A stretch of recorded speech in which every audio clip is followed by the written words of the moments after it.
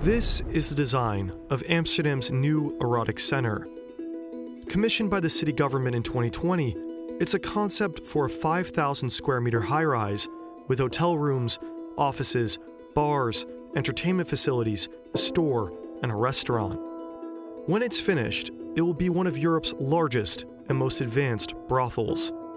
And as interesting as its design are the locations that it's being considered for. Locations on the outskirts of the city. So why did Amsterdam's government commission the design of this new building? Why at locations far from its historic red-lit center? And why are people so angry? Back in 2009, a Labour politician waited. The city was voting on a plan he had spearheaded, a plan called Project 1012. Named after the zip code of the city's most notorious red light district, it was designed to clean it up. Low-quality buildings, such as window brothels and coffee shops, had to go, but instead of making new regulations, the lawmaker was praised for a unique approach. His solution was spatial: buy up buildings associated with crime and push crime away. The city government was convinced, and his plan would pass. Little did they all know, it would soon collapse. Over the course of more than a decade, it would lead to the closure of more than 100 individual window brothels, along with tens of individual coffee shops. However, when attempts were made to measure the impact of Project 1012, not much could be found. It had a marginal impact on crime, and today the center's image as an adult theme park with shady edges still remains strong. But if there's one thing his plan did do, was that it created a rift among hundreds of sex workers and the city government of Amsterdam, one that persists even as the newest mayor picks up the mantle again and tries to change the center even more. In 2020, the city government banned organized tours of the red light district. In May of 2023, bans on cannabis within the district entirely. There's also been mandated bar closures, bans on the sale and display of alcohol, and even ad campaigns targeted towards young to middle-aged British men. She and the executive body have even floated the idea of banning international tourists from buying marijuana in the city entirely. She's also brought up the idea of introducing entrance gates to the red light district. This would create the first physically regulated neighborhood in a major European city. Not even Venice does that. But her most controversial suggestions started soon after her nomination in 2019, when she brought attention towards changing the rooms in the red light district again.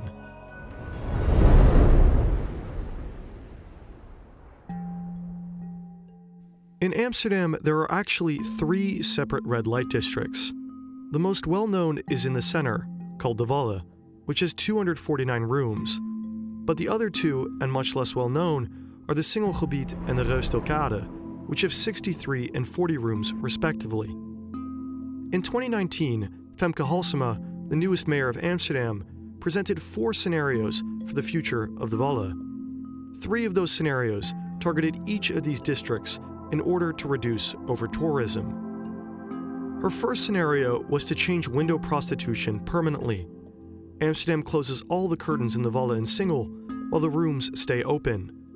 If a lot of the attraction to the red light district is simply to be able to walk around and look, take away what people look at, and you not only reduce potential tourists, but push the tourists that do come to other parts of the city. With increased digitization, sex workers can increasingly rely on getting clients via their phones rather than off the streets. The assumption is that this would just speed up an inevitable transformation from physical windows to digital ones. In her second scenario, Amsterdam would see the most radical change. All the rooms in the Wallen and Singel are removed and shifted to other parts of the city. The number of rooms does not change like it did in Project 1012, but their locations do. However, because closing all the rooms in the Wallen is highly unrealistic, the city government is going forward with Halsema's third and most realistic scenario.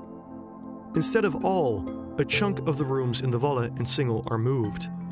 Although it's more realistic, the city government has not made it clear how large that chunk will actually be.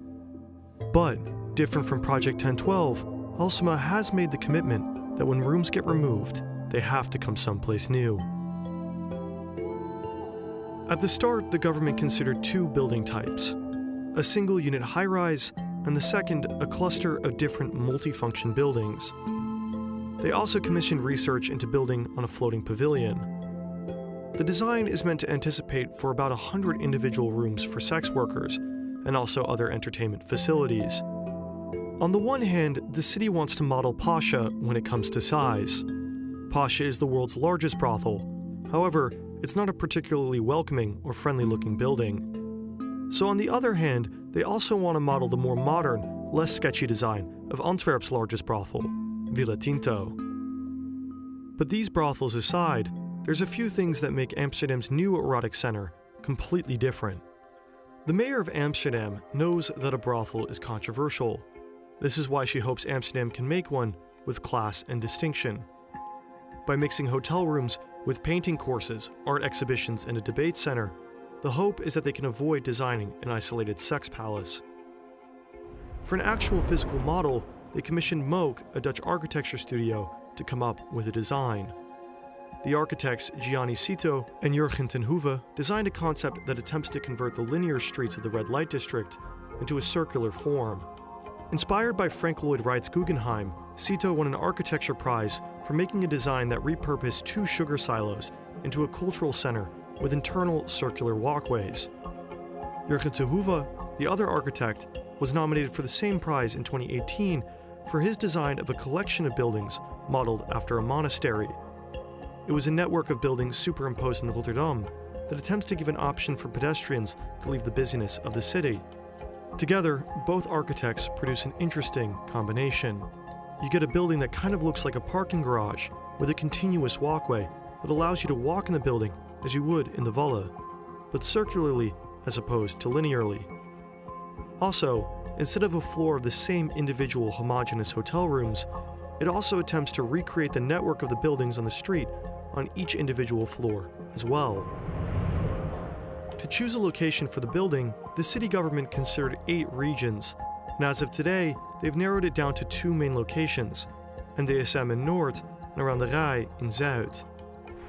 In Noord, Amsterdam would have to deviate somewhat from the original Moog design and construct a floating brothel. It's likely that it would be a ponton of around 100 by 20 meters, with 2,000 square meters of space for 5 total floors. 1 basement, 1 roof terrace, and with the remainder holding the rooms and other facilities.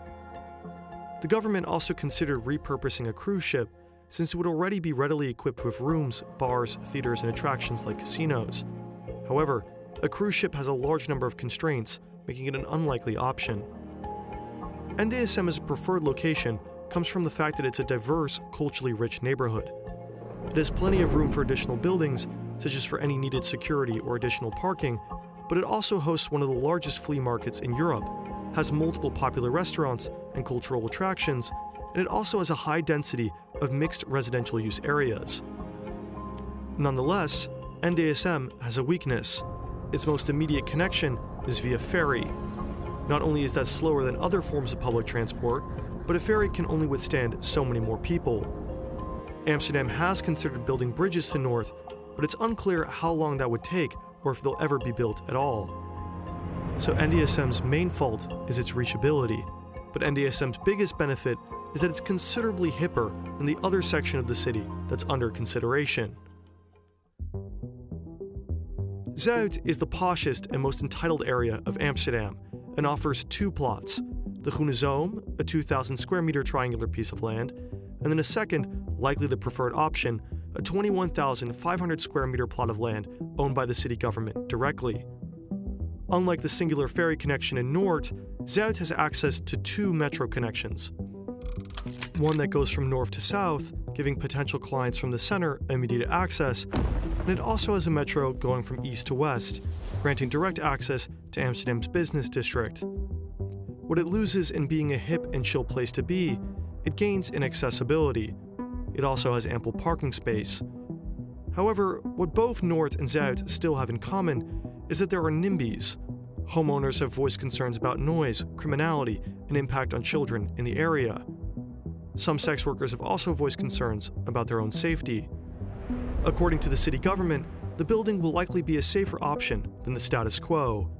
Instead of sparse, separated buildings in an overcrowded neighborhood, a single building would have a centralized security system with a clear oversight over who enters and who leaves. The Erotic Center does what Project 1012 couldn't. It gets rid of rooms in the center, but without pushing sex workers into an unregulated underground. Also, unlike the Wallen, which mixes tourists with potential clients, the new building is meant to attract primarily the clients.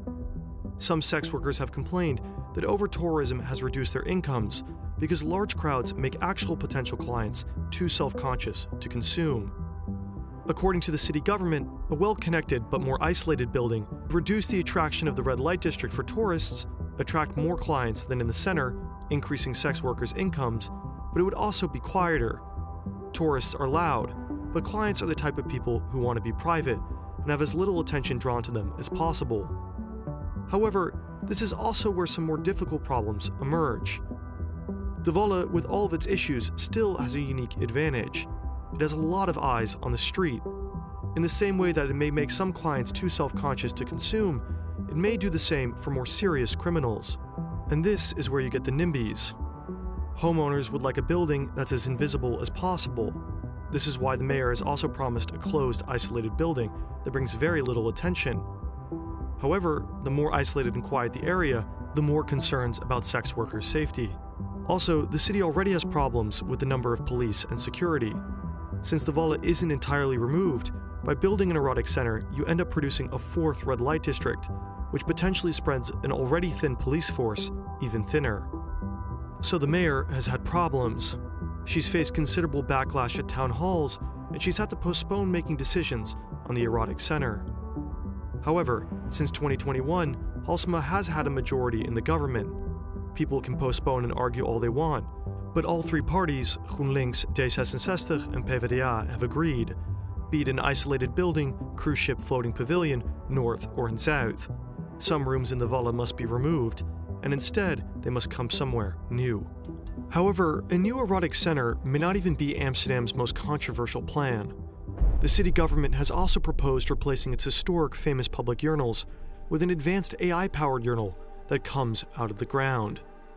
The story is fascinating, and I've made an entirely different video on it that you can watch right now on Nebula, a creator-owned streaming service where I'm posting the genius design of Dutch public urinals early, as well as my future videos.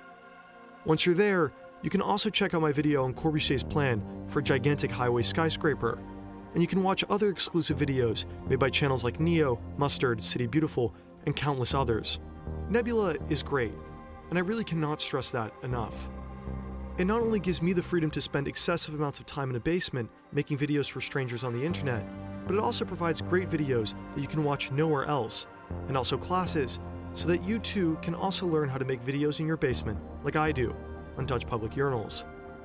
If you sign up using the link below, you can support me directly and get both Nebula and Nebula classes for a 40% off annual plan, which is as little as $2.50 a month.